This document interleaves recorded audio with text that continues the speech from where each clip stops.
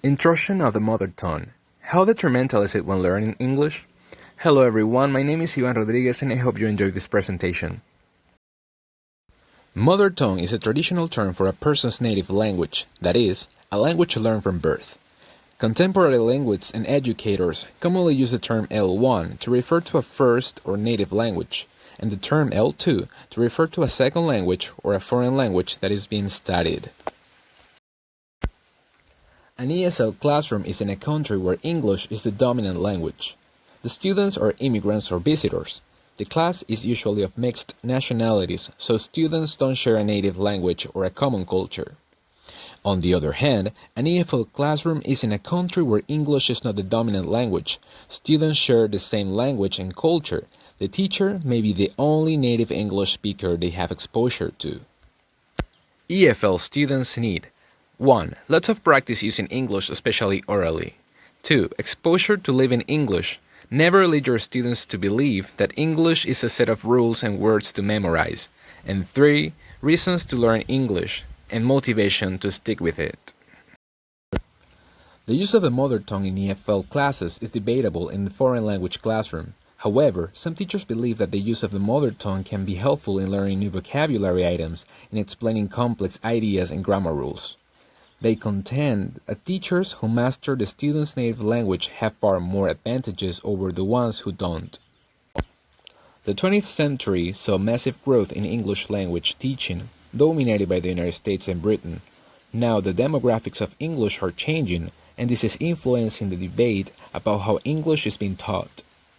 One area where debate is now raging is over the use of the learner's first language in the classroom rather than the second language. Non-native speakers have a choice. They can use L1 or they can play a game of let's pretend I don't speak it and only use English. Annie Tremblay, an assistant professor of linguistics at the University of Arkansas, is trying to better understand the kinds of cues second language learners listen for when recognizing words in continuous speech. The moment we hear a new language, all of a sudden we hear a stream of sounds and don't know where the words begin or end, Tremblay said. Even if we know words from the second language and can recognize them in isolation, we may not be able to locate these words in continuous speech because a variety of processes affect how words are realized in context. Now, the jury is out on whether the immersion classroom, where students must only speak the target language, is the best way to learn. Even in study abroad contexts, acquiring spoken language depends on so many factors, such as motivation, language use, audiovisual input, and willingness to try. So, while an immersion context may help students improve fluency and accuracy, this is not always the case. Should a policy of English only be put into place in the English learning classroom? Here we have some arguments for an English-only policy. Students will learn to speak English by speaking English. Allowing students to speak other languages distracts them from the task of learning English. The only way to become fluent in a language is by being immersed in the language. And students who don't speak only English are also not thinking in English. Speaking only English helps students begin speaking English internally. If we want to minimize the use of a first language in the classroom, we can try these tips. Use authentic resources students enjoy. Of course, the best way to keep students engaged and speaking English is to give them authentic, fun input and have them speak about it. Have a list of fluency phrases ready. Have a list of fluency phrases, transition words, and connectors to take to class.